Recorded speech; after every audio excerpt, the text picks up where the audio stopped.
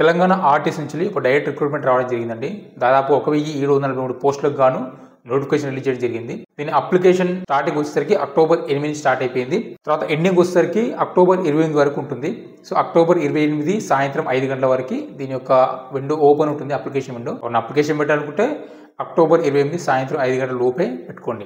ఎవరెవరు అప్లికేషన్ పెట్టచ్చు, క్వాలిఫికేషన్ ఏంటి, అసలు సెలక్షన్ ప్రాసెస్ ఏ విధంగా ఉంటుంది, ఎటువంటి డాక్యుమెంట్స్ అవసరమవుతాయి అనే విషయాల గురించి డిస్కషన్ చేద్దాం. సో డీటెయిల్స్ లోకి వెళ్లే ముందు నా రిక్వెస్ట్ ఏంటంటే ఎవరైనా మన ఛానల్ కొత్తగా చూస్తున్నట్లయితే దయచేసి మన ఛానల్ సబ్స్క్రైబ్ చేయండి, అలాగే వీడియోకి ఒక లైక్ ఇసుకోండి. సో డీటెయిల్స్ లోకి వెళ్తే ఆర్టీసీ నుంచి డైరెక్ట్ రిక్రూట్మెంట్ కింద 1743 పోస్టులు రిలీజ్ చేయడం జరిగింది. దాంట్లో 1000 పోస్టులు వచ్చేసరికి డ్రైవర్ కి అండ్ 743 పోస్టులు వచ్చేసరికి వర్క్ షాప్ సంబంధించి అంటే శ్రామికులకు సంబంధించి రిలీజ్ చేయడం జరిగింది అనమాట. So first of all driver తీసుకుంటే ఈ 1000 పోస్టులు అనేది దాదాపు తెలంగాణలో ఉన్న అన్ని 33 జిల్లాలు కూడా ప్రతి జిల్లాలో ఉన్నాయండి ఖాళీగా డ్రైవర్ కు సంబంధించి. సో దీని క్వాలిఫికేషన్ ఏంటంటే 10th క్లాస్ పాస్ అయి ఉండి heavy license, transport license, heavy ఉన్న లైసెన్స్ మాత్రమే ఎలిజిబిలిటీ అనమాట. సో లైసెన్స్ అనేది చాలా మందికి ఉంటుంది. ఒకటి నాన్ ట్రాన్స్పోర్ట్ ఉంటుంది, ఇంకోటి లైట్ మోటార్ వెహికల్స్ లో నాన్ ట్రాన్స్పోర్ట్ ఉంటుంది. సో లైట్ మోటార్ వెహికల్స్ వచ్చేసరికి ట్రాన్స్పోర్ట్ అట్లా ఉన్న వాళ్ళు అప్లికేషన్ పెట్టుకోవాల్సిన అవసరం లేదు. సో హెవీ లైసెన్స్ ఉండి ట్రాన్స్పోర్ట్ ఉంటుంది, అది కూడా హెవీ లైసెన్స్ లో నాన్ ట్రాన్స్పోర్ట్ ఉంటుంది. అట్లా హెవీ లైసెన్స్ లో ఉండి కేవలం నాన్ ట్రాన్స్పోర్ట్ ఉన్న వాళ్ళకి కూడా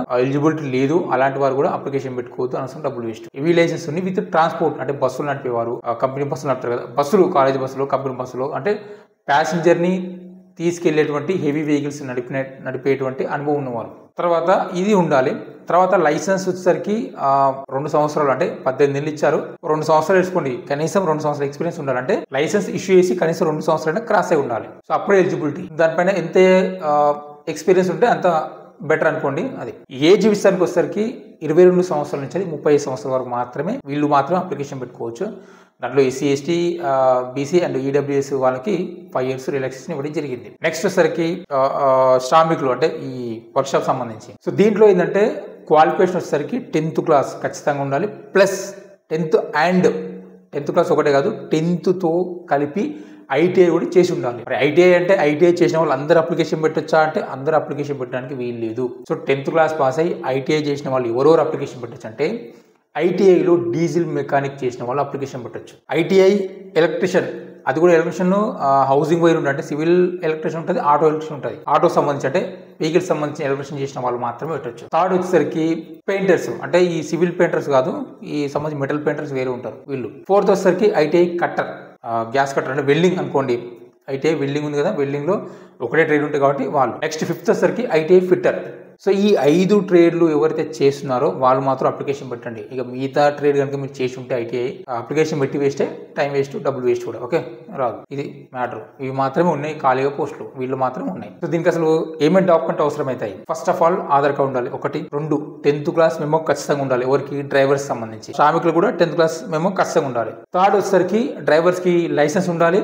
తర్వాత ఈ వర్క్ షాప్ లో పనిచేసే వాళ్ళకి ఐటీఐ కింద అప్లికేషన్ పెట్టే వారికి ఐటీఐ సర్టిఫికేట్ ఉండాలి. వాళ్ళకి లైసెన్స్ కంపల్సరీ ఒరిజినల్, వీళ్ళకి ట్రేడ్ లైసెన్స్ అంటే ఇది ITI license compulsory. Third caste certificate compulsory ఉండాలి. సో 4th వచ్చేసరికి లోకల్ నాన్ లోకల్ డిసైడ్ చేయడానికి సంబంధించి స్టడీ సర్టిఫికేట్ ఉండాలి, అంటే బోనోఫైల్ ఉండాలన్నమాట. ఎప్పటి నుంచి 1st క్లాస్ నుంచి 7th క్లాస్ వరకు సంబంధించి బోనోఫైల్ కంపల్సరీ మ్యాండేటరీ. ఈ మ్యాండేట్ ఉండాలి. అలాగే passport size photo and signature, ఇవి డాక్యుమెంట్స్ అన్ని మ్యాండేటరీ. ఇవి ఉంటేనే మీరు అప్లికేషన్ పెట్టండి, ఇవి లేకపోతే అప్లికేషన్ పెట్టద్దు, అనవసరంగా టైం వేస్ట్. సో ఇప్పుడు డ్రైవర్కి వచ్చేసరికి కొంతమంది ఏమంటారంటే అప్లికేషన్ పెట్టొచ్చు ఒకవేళ 10th క్లాస్ ఫెయిల్ అయినా అని చెప్పేసి చెప్తున్నారు. సో ఇక్కడ ప్రియారిటీ లెవెల్లో ఉంటుంది. సో అట్లాంటప్పుడు ఫస్ట్ పాస్ అయిన వాళ్ళకి ఇంపార్టెన్స్ ఇస్తారు, కానీ ఫెయిల్ అయిన వాళ్ళకి ఇంపార్టెన్స్ ఇయ్యరు కదా. ఇప్పటికే దాదాపు ఒక 50-60 మంది అప్లికేషన్ పెట్టినారు ఈ 1000 పోస్టులకి. సో అందుకని పాస్ అయితేనే పెట్టుకోండి, ఫెయిల్ అయితే వదిలేయండి. ఓకే, స్ట్రైట్ గా చెప్పాలంటే. సో అసలు ఇది ఆన్లైన్ లో ఎట్లా అప్లికేషన్ పెట్టాలని చిన్న డెమో చూపిస్తాను. నేను కంప్లీట్ గా చూపించట్లేదు, చిన్న డెమో చూపిస్తాను చూడండి. ఇట్లా గూగుల్ క్రోమ్ ఓపెన్ చేయండి. గూగుల్ క్రోమ్ ఓపెన్ చేసిన తర్వాత తెలంగాణ పోలీస్ రిక్రూట్మెంట్ అని కొట్టండి.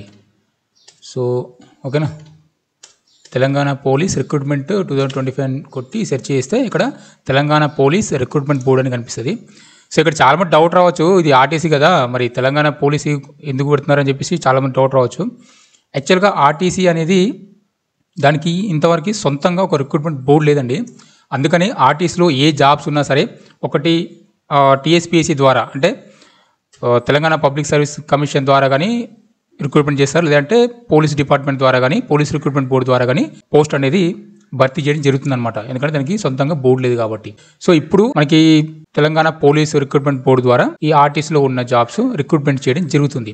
ఓకే, సో ఇట్లా వెబ్సైట్ ఓపెన్ అయింది కదా, ఇక్కడ చూడండి apply online for driver and Shramik in TGSRTC అని కనిపిస్తుంది కదా, న్యూ అని. ఇక్కడ క్లిక్ చేయండి. ఓకే, క్లిక్ చేస్తే డైరెక్ట్ గా విండో ఓపెన్ అవుతుంది. ఇక్కడ చూడండి, ఇక్కడ application for the post of driver and Shramik కనిపిస్తుంది కదా. ఇక్కడ చూడండి, హ్యావ్ యూ ఆల్రెడీ రిజిస్టర్డ్ అంటే మీరు ఇంత ముందుకే రిజిస్టర్ చేసుకున్నారు. ఆల్రెడీ రిజిస్టర్ చేసుకున్న వాళ్ళ సంగతి, కొత్త వాళ్ళైతే రిజిస్టర్ చేసుకోరు కాబట్టి నో అని పెట్టండి. పెట్టిన తర్వాత డైరెక్ట్ ఇంకొక విండో ఓపెన్ అవుతుంది. సో చూడండి, ఇక్కడ ఫస్ట్ రిజిస్ట్రేషన్ ఫామ్ అవుతుంది. ఇక్కడ చూడండి, ఫస్ట్ చాలా మందికి ఒకటి డిఫరెంట్ ఉంటుంది. ఏంటంటే ఆల్మోస్ట్ 20 years బిఫోర్ అట్లా 10th క్లాస్ ఫినిష్ చేసి ఉంటారు కాబట్టి చాలా మంది అప్పటికి ఆధార్ కార్డు లేవు. కాకపోతే ఏంటంటే ఆధార్ కార్డ్ కి అండ్ 10th క్లాస్ మేము కొంచెం పేరు డిఫరెంట్ ఉండొచ్చు. సో అలాంటప్పుడు ఏం చేశారంటే ఇక్కడ చూడండి, యాజ్ పర్ SSC సర్టిఫికేట్ ప్రకారమే నేమ్ కొట్టని అడిగారు. ఎందుకంటే మళ్ళీ నెక్స్ట్ టైం కూడా ఆధార్ కార్డ్ ప్రకారం నేమ్ ఏముందని కూడా అడుగుతారన్నమాట. ఆప్షన్ ఉంది ఆల్రెడీ. మీరు SSC మెమోలో ఏం నేమ్ ఉంది, ఆధార్ కార్డు లో ఏం నేమ్ ఉందని చెప్పేసి అది దీంట్లో అప్లికేషన్ ఫామ్ లో ఉంది. సో మీరు ఏది ఉంటే అదే కొట్టండి. ఓకేనా, ఈ SSC మెమోలో ఉన్నదే అట్నే వెళ్ళకండి. ఇది ఏ డాక్యుమెంట్ లో ఎట్లా ఉందో అట్లా కొట్టండి. ఓకే, పేరు కొట్టండి, నేమ్ ఎంటర్ చేయండి, అలాగే డేట్ ఆఫ్ బర్త్ కూడా ఎంటర్ చేయండి. నేను చెప్పాను కదా ఎవరెవరు అప్లికేషన్ పెట్టొచ్చు అనేది. సో వాళ్ళు మాత్రం అప్లికేషన్ పెట్టండి, మిగతా వాళ్ళు అనవసరం డబ్బులు waste. Okay, so date of birth enter చేయండి. ఆ తర్వాత మీరు తెలంగాణ వారా కాదని అడుగుతుంది. అందరూ ఆల్మోస్ట్ తెలంగాణ ఉంటారు కాబట్టి తెలంగాణ పెట్టండి. యాక్చువల్గా ఏంటంటే ఇప్పుడు ఉన్న ఈ పోస్టులలో దాదాపుగా 5% ఏమో ఏపీ వాళ్ళకి అంటే అవుట్ స్టేట్ వాళ్ళకి 5% పోస్టులు ఉంటే 95% పోస్టులు మాత్రం లోకల్ క్యాండిడేట్స్ కి ఇస్తున్నారు. ఓకే, తర్వాత ఇక్కడ చూడండి, క్యాస్ట్ సంబంధించి మీరు క్యాస్ట్ ఏది SC ST BC ఏది OC ఏది ఉంటే అది సెలెక్ట్ చేసుకోండి. ఓకే, మామూలుగా ఫీజు వచ్చేసరికి SC ST వాళ్ళకి ఏమో డ్రైవర్స్ కి 300 అండ్ శ్రామిక్ అయితే 200. రిమైనింగ్ వేరే క్యాస్ట్ వాళ్ళకైతే మాత్రం డ్రైవర్స్ కి 600 రూపాయలు, నెక్స్ట్ శ్రామిక్ రిక్రూట్మెంట్ అయితే మాత్రం 400 రూపాయలు ఫీజు ఉంటుంది. మొబైల్ నెంబర్ ఎంటర్ చేయండి, జీమెయిల్ ఐడి ఎంటర్ చేయండి. ఎంటర్ చేసిన తర్వాత మనకి ఒక OTP వస్తుంది. ఆ OTP అనేది అంటే సేమ్ మొబైల్ నెంబర్ కి అండ్ ఈమెయిల్ ఐడికి ఒకటే OTP వస్తుంది. సేమ్ OTP దేంట్లో ఉన్నది ఒకటి నడుస్తుంది. ఓకే, OTP ఎంటర్ చేసిన తర్వాత మీకు యూజర్ నేమ్ అండ్ పాస్వర్డ్ చేసుకోండి నడుతుంది. యూజర్ నేమ్ ఆటోమేటిక్ అయితే మొబైల్ నెంబర్ ఉంటుంది అండ్ పాస్వర్డ్ ఒకటి క్రియేట్ చేసుకోవాలి. చేసుకున్న తర్వాత మళ్ళీ మీరు ఏ పోస్ట్ అప్లై చేస్తున్నారని చెప్పేసి ఆ పోస్ట్ కోడ్ అడుగుతుంది. ఆ పోస్ట్ అంటే డ్రైవర్ కా శ్రామిక్ కానీ సెలెక్ట్ చేసుకుంటే దాని తగ్గట్టుగా ఫీజు అడుగుతుంది. ఆ ఫీజు అనేది కట్టిన తర్వాత అప్పుడు మనకి ఓకే అయినట్టు. అప్పుడు మనకి ఒక లాగిన్ ఐడి పాస్వర్డ్ క్రియేట్ అయిపోతుంది. ఆ తర్వాత మనం దాంట్లో లాగిన్ అయ్యి ఫస్ట్ మనం బేసిక్ డీటెయిల్స్, ఆ తర్వాత ఎడ్యుకేషన్ డీటెయిల్స్, ఆ తర్వాత కమ్యూనికేషన్ డీటెయిల్స్ ఫిల్ చేసి సబ్మిట్ కొట్టేస్తే అయిపోతుంది. యాక్చువల్ నేను చేసినా కానీ అది నేను రికార్డ్ చేయడం మర్చిపోయాను. సో అప్లికేషన్ డ్రైవర్ అప్లికేషన్ పెట్టాను. డ్రైవర్ అప్లికేషన్ చేసిన తర్వాత ఇట్లా ఫామ్ వస్తుంది. సో సింపుల్, మీకు అర్థమైతేనే చేయండి, లేకపోతే మీరు పక్కన ఏ నెట్ సెంటర్కి వెళ్ళినా ఉంటే చేసుకోవచ్చు. లేదంటే మీ ల్యాప్టాప్ ఉంటే సొంతంగా మీరు చదువుకుంటూ కూడా అప్లికేషన్ పెట్టుకోవచ్చు. ఓకేనా, అయితే అసలు సెలక్షన్ ప్రాసెస్ ఎలా ఉంటుంది? సో ఇక్కడ చాలా మంది అనుకునే ఏంటంటే ITI కింద శ్రామికుల కింద ఎగ్జామ్ ఉంటుంది కావచ్చు, డ్రైవర్లకి ఎగ్జామ్ ఉండదు కావచ్చు అనుకుంటున్నారు.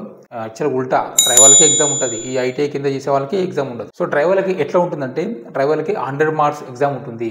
అంటే ఎగ్జామ్ అంటే రైటింగ్ సంబంధించి కాదు, ఫస్ట్ డ్రైవింగ్ టెస్ట్ సంబంధించి, ఈ డ్రైవింగ్ టెస్ట్ సంబంధించి 60 మార్క్స్ ఉంటాయి. తర్వాత లైసెన్స్ కు సంబంధించి 40 మార్క్స్ ఉంటాయి. సో ఈ రెండు టెస్టులు ఉంటాయి. రెండింటిలో కలిపి 100 మార్క్స్, అవుట్ ఆఫ్ 100 మార్క్స్ కి స్కోర్ బట్టి ఇవ్వడం జరుగుతుంది. సో ఇప్పుడు డ్రైవింగ్ టెస్ట్ సంబంధించి మనకి చాలా మందికి తెలిసే ఉంటుంది, డ్రైవర్స్ కి అయితే తెలిసే ఉంటుంది డ్రైవింగ్ టెస్ట్ ఎలా చేస్తారు అనేది. మనకి బస్ చేతిలో పెడతారు, ఒక పెద్ద మనిషిని పెద్ద సార్ పక్కన కూర్చోబెడతారు, ఇంకా 2-3 కూర్చుంటారు కూడా. సింపుల్ గా బస్సు హ్యాండ్ ఓవర్ చేస్తారు. మనం డ్రైవింగ్ చేసుకుపోతే గేర్ అప్ ఏ టైంలో అప్ వేసినావు, ఏ టైంలో డౌన్ వేసినావు, దీనికి కూడా ఉంటుంది అనమాట. అప్ వేసిన దానికి 6 మార్క్స్, డౌన్ వేసిన దానికి 6 మార్క్స్ ఉంటాయి.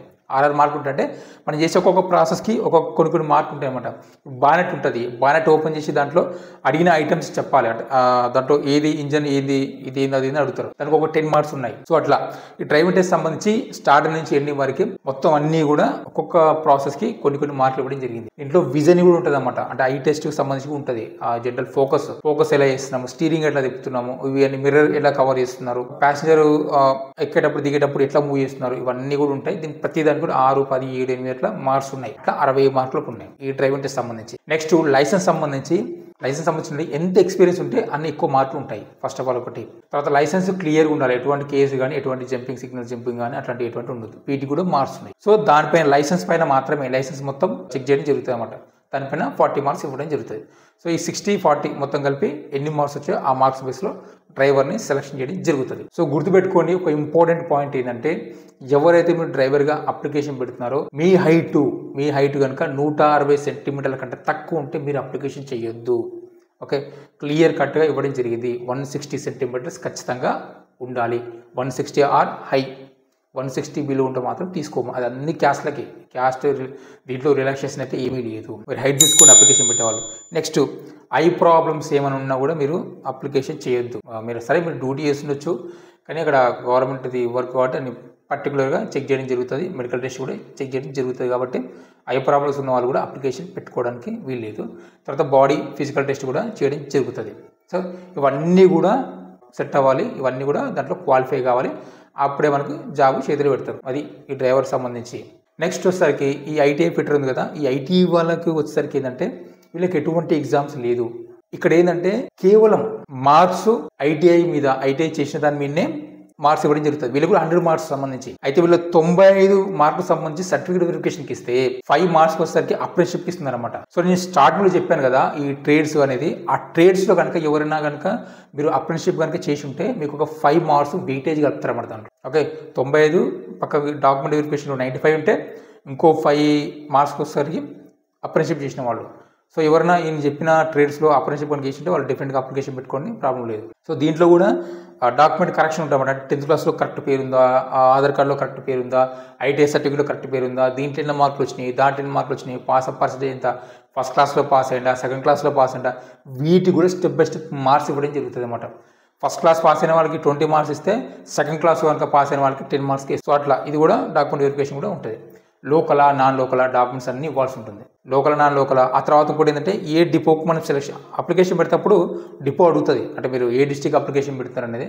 ఆ అప్లికేషన్ పెట్టినప్పుడు ఫస్ట్ మన అడ్రస్, రెసిడెన్షియల్ అడ్రస్ అక్కడ ఉన్న వాళ్ళకి మాత్రం ఇంపార్టెంట్ ఇవ్వడం జరుగుతుంది, బయట వాళ్ళకి ఇవ్వరు. ఆ డిస్టిక్ సంబంధించి ఆ డిస్టిక్లో ఆ మండలానికి సంబంధించిన వాళ్ళకి ఫస్ట్ ఇంపార్టెంట్ ఇస్తారు లొకాలిటీ కింద. సో అట్లా. సో మీరు నా ఆప్షన్స్ పెట్టేటప్పుడు కూడా మీ దగ్గరలో ఉన్న దానికే పెట్టుకోండి, మీ డిస్టిక్ మీ మండలానికి సంబంధించి దగ్గర ఉన్న యూనిట్లకే పెట్టుకోండి.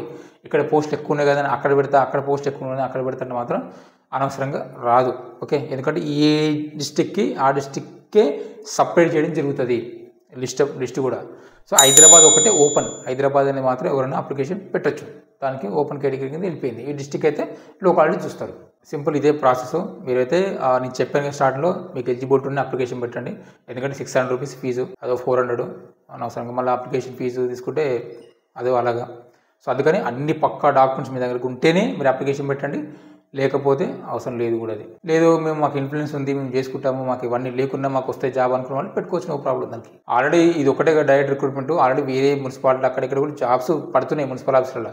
కాకపోతే అది ఆఫీస్ లెవెల్లో పడుతున్నాయి. ఇక తెలిసిన వాళ్ళు కొంచెం తీసేసుకుంటున్నారు, దగ్గర వాళ్ళని తీసేసుకుంటున్నారు. ఒకవేళ అట్లా కూడా ఉంటే అట్లా కూడా వెళ్ళండి, ప్రాబ్లం అయితే ఏం లేదు. ఎందుకంటే రీసెంట్ కండక్టర్ పోస్ట్ కూడా పడ్డాయి హైదరాబాద్లో. అది పడ్డ విషయం కూడా చాలామంది తెలియదు. ఈ రికమెండేషన్లో ఇక అక్కడక్కడ రిలేషన్స్ అట్లా తెలిసిన వాళ్ళని తీసేసుకున్నారు అనమాట. ఎందుకంటే ఎక్కువ ఏ టిప్ ఓవర్ కదా, డైరెక్ట్ అసలు ఓపెన్గా ఏం లేదు, ఇది ఒక్కటే వచ్చింది డైరెక్ట్ రిక్రూట్మెంట్ అనేది. సో ఇదండి ఇవాళ video, and thank you for watching. జై హింద్.